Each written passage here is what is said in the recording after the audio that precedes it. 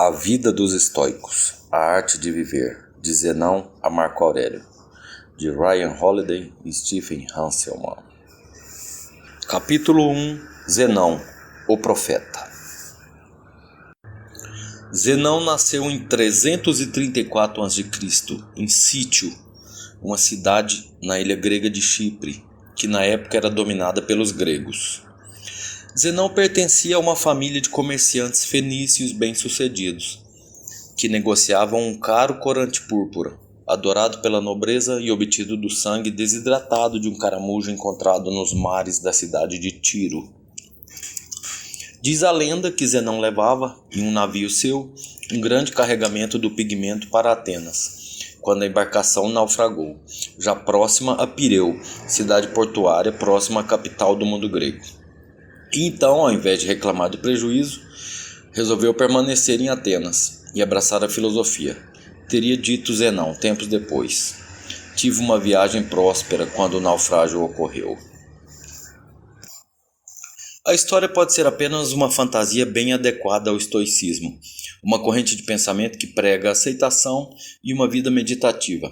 Há, de fato, outras versões para o episódio, inclusive uma que diz que Zenão já havia vendido sua carga, quando resolveu se estabelecer em Atenas. Há fontes que sugerem até mesmo que Zenão era muito rico quando se fixou na cidade. Fato é, Zenão se mudou o mês de Chipre para Atenas, provavelmente em 302 a.C., com 22 anos. Largou a travessia do Mediterrâneo e, se não abandonou totalmente a vida de comerciante, ao menos dedicou boa parte do seu tempo para aprender e ensinar a filosofia. Talvez a decisão de se mudar para Atenas tenha sido influenciada pelo caos político do local onde antes vivia. Quando Zenão nasceu, a ilha de Chipre havia sido recentemente tomada pelos persas. Em 333 a.C., Alexandre o Grande a libertou. Porém, Alexandre morreria em 323, e aí segue-se um grande conflito entre seus sucessores e a ilha é envolvida nessas guerras.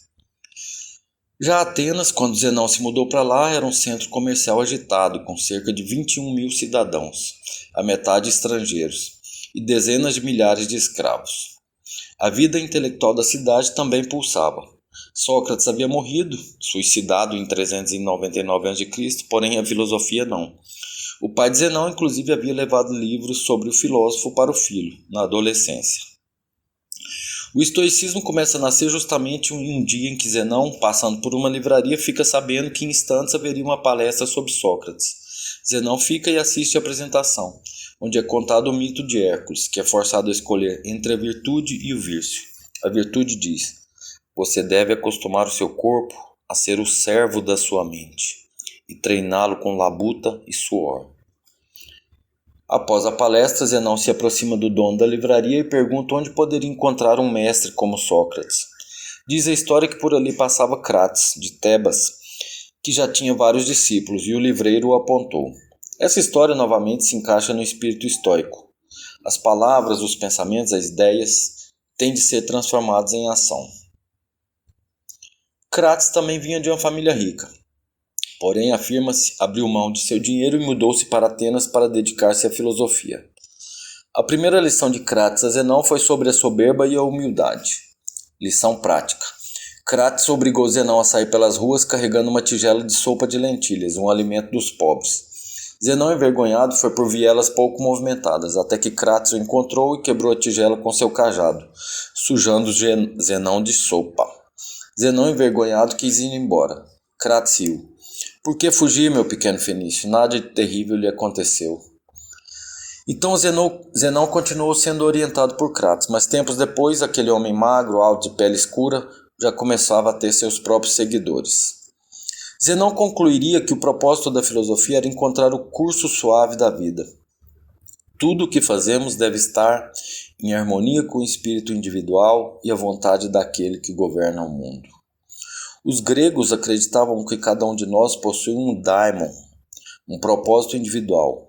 O objetivo, portanto, para Zenão, é alinhar este daimon com a natureza universal. Sendo ou não rico, Zenão levou uma vida simples em busca dessa harmonia. Sua dieta consistia basicamente de pão, mel e, de vez em quando, uma tacinha de vinho. Para ele, quem experimentava muitos prazeres da comida e da bebida teria dificuldade de se livrar destes e iria querer sempre mais. Zenão morava com outras pessoas e raramente contratava serviçais. Mesmo doente, recusava as tentativas de cuidar de seus amigos e alunos, mas prezava muito a companhia destes, preferindo-os do que comparecer a grandes eventos sociais. Disse mesmo que escapuliu de uma festa promovida pelo rei Antígono e recusou vários convites de comparecer à corte. O filósofo ensinava na ágora, a praça pública, em um pórtico, em grego, stoa, que ficaria conhecido como pórtico pintado, stoia poikile, construído no século V a.C., e suas ruínas ainda existem. Do nome do local veio o nome da filosofia ensinada por Zenão, estoicismo, em referente a stoa, o pórtico. Zenão, entretanto, recusava alunos arrogantes. Acreditava que a chave para o aprendizado era a humildade, a coragem para admitir-se ignorante, seguida pela disposição para aprender. Disse que foi Zenão o autor da expressão que afirma que há um bom motivo para termos nascido com 2 ouvidos e com apenas uma boca. Zenão era adepto de longas caminhadas quando refletia, e mais tarde debatia com seus alunos, quando todos falavam, mas também ouviam. O filósofo também escrevia. A filosofia naqueles tempos se preocupava com praticamente tudo.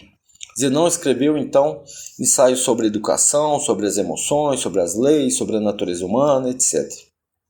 Entretanto, nenhum dos seus escritos sobreviveu até os dias atuais. O que sabemos deles vem de resumos feitos por seus seguidores. Através destes, sabemos que Zenão via o mundo como uma grande comunidade, a qual todos os seres humanos pertencem, que deveríamos ter um modo de vida uno e uma ordem una, como um rebanho que em uma mesma pastagem se alimenta em conjunto e compartilha um campo comunitário. Em seus escritos, Zenão também apontou quais seriam os 4 pilares do estoicismo: a coragem, a temperança, a justiça e a sabedoria, virtudes que seriam distintas umas das outras, porém inseparáveis. Zenão foi muito respeitado em Atenas. Chegou a receber a chave da cidade e uma estátua de bronze e uma coroa de ouro. Entretanto, quando Zenão doou dinheiro para a restauração de algumas termas, pediu que na placa a seu nome fosse acrescentado Zenão de Sítio. Apesar de se considerar um cidadão do mundo, Zenão reconhecia suas origens. Zenão morreria no ano 262 a.C., isto é, com mais de 70 anos, tendo passado 50 anos de sua vida dedicando-se dia após dia à busca de uma vida em paz e harmonia. Ele teria afirmado: o bem-estar se concretiza em pequenos passos, mas não é nada pequeno. Até mesmo a morte de Zenão pretende ser uma lição estoica, embora a história pareça inacreditável. Disse que um dia, ao deixar o pórtico, Zenão tropeçou e quebrou um dedo. Deitado no chão, sentindo muita dor, parece ter compreendido que sua hora chegara. Então deu um murro no chão e citou uma frase de Timóteo, poeta do século anterior: venho por iniciativa própria, por que me chamar? Então Zenão prendeu a respiração até desfalecer.